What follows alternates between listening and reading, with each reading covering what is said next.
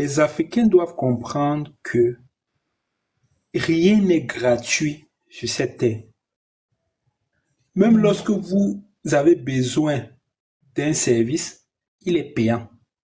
Donc, on ne doit pas penser que pour avoir la liberté sur la terre africaine, quelqu'un ou ce sont les Brics qui viendront nous la donner. C'est pas possible. Il faut déjà intégrer cela. Et si aujourd'hui, en Occident, c'est vert, c'est tout simplement parce qu'il y a des gens qui se sont battus pour que ça soit vert. C'est ça. Donc, ceux qui sont en Occident ne doivent pas penser que non, ce sont d'autres personnes, mais ce sont des gens qui vont quitter en fait sur notre planète pour venir développer l'Afrique. C'est pas possible. Il y a toujours eu partout des générations sacrifiées.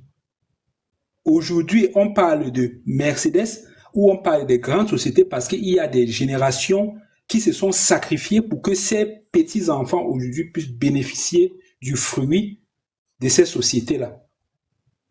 C'est inévitable. Donc dire que quelqu'un d'autre va développer l'Afrique ou je rentre, on ne me permet pas de faire ceci. Déjà, un Africain qui est en Occident et qui veut venir faire quoi que ce soit sur le continent ne doit pas espérer avoir une offre ou bien une aide du gouvernement. Ça, il faut déjà le bannir dans votre esprit. C'est ça. Soit vous venez le faire, soit vous restez carrément en Occident et vous faites le métro boulot de dos. Soit si vous pensez que vous pouvez venir, c'est un sacrifice. Ce n'est pas, vous venez pas, c'est pas dit que parce que vous avez étudié, en arrivant en Afrique, à partir de l'aéroport, on va vous dérouler un tapis rouge que bien, bonne arrivée. Non, c'est pas ça. Quand vous venez, il faut savoir que ça ne sera pas facile parce que rien ne se donne facile. Les gens vont vous combattre. Donc, il faut absolument intégrer cela et savoir qu'on ne vient pas, en fait, ce n'est pas un voyage de noces. C'est un endroit où il y a les moustiques qui vont vous piquer. Il y a les serpents qui vont vous visiter dans vos maisons, qui vont entrer qui vont entrer par le plafond. Il y a toutes les superstitions, il y a tout qui vous attend. Donc, il ne faut pas espérer que les gens vont vous accueillir d'une façon non.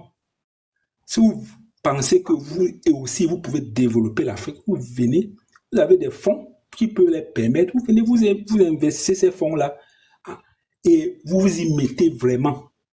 Ne comptez pas sur le gouvernement. Si le gouvernement un jour vous dit que oui, on a vu ce que tu as fait, voici les fonds, c'est bien. Mais ne comptez pas sur le gouvernement parce qu'il ne va pas vous aider. En fait, moi j'ai toujours dit que moi je suis rentré au Cameroun où j'ai fait des trucs sur l'agriculture, je crois que je l'ai déjà dit ici, et tout, où ça n'a pas été validé. Voilà, j'ai même vu le délégué de l'agriculture et tout, ça n'a pas été validé, le projet. Voilà, mais qu'est-ce que j'ai fait? Moi, j'ai formé les gens comme ça dans l'informel, pour produire les engrais et tout, dans l'informel. Même si le gouvernement n'a pas validé, je me suis en foutu. Voilà un peu. Voilà. Et actuellement, j'ai ouvert ma page Facebook, je parle de santé, d'agriculture. Il y a les Ivoiriens qui me contactent. Il y a un Ivoirien, frère Ivoirien qui m'a contacté, qui est rentré aussi pour faire dans le tournesol. Par exemple, il me contacte, il dit, voilà, grand frère, t'as entendu parler, voilà, comment je peux faire. Et j'ai vu les Ivoiriens qui faisaient, j'ai dit, non, il faut faire comme ça, il faut faire comme ça, il faut faire comme ça. Voilà, parce que vouloir toujours se plaindre. Moi, quand je parle de mon expérience, comme c'est pas que je me plains. Voilà, ça s'est passé comme ça s'est passé. Moi, je me suis pas plaint. J'ai changé de stratégie. En fait, je pense que les Africains doivent arrêter un peu de pleurnicher. On va plutôt changer de stratégie. Oui, on sait déjà que c'est comme ça. Si c'est comme ça, voilà, qu'est-ce qu'il faut faire? Il faut avoir cette fibre patriotique-là. C'est pas que tu vas pleurer jusqu'à quand? Tu vas pas passer toute une vie à pleurer et que tes enfants vont continuer de pleurer. Non, parce que il faut changer de stratégie et dire que non, le système ne sera pas là éternellement.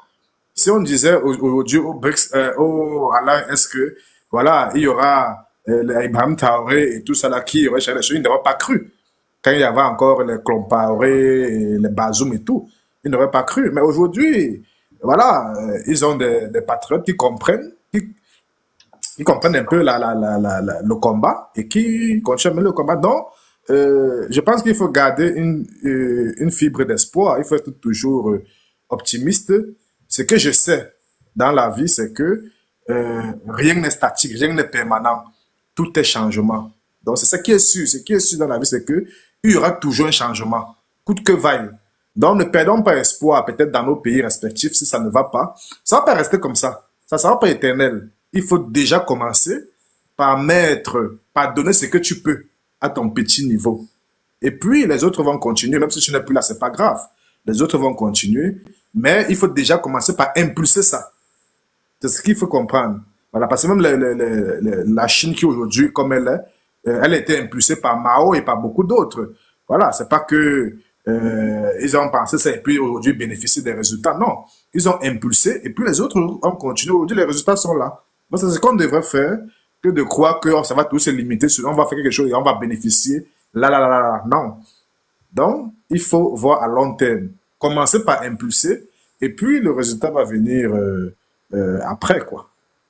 Je voulais en fait tout simplement ajouter pour dire aux jeunes en fait dans la diaspora que c'est possible. Faut pas vous laisser, faut pas qu'on vous décourage. Moi, je connais un jeune au Cameroun qui a commencé dans la confection pendant le Covid pour fabriquer en fait les masques. Tous ceux qui ont eu les subventions pendant le Covid l'ont laissé dans le business. Il est toujours dans le business aujourd'hui parce qu'il a commencé à ses propres, donc à propres fonds. Il faisait en fait des masques et il ne connaissait rien dans la couture. Je dis bien rien dans la couture. Il a commencé, il allait au marché Mokolo, il faisait les trucs là-bas, il achetait les tissus, on faisait les couturiers là-bas qui faisaient tout. Et au fur et à mesure, il a acheté des machines.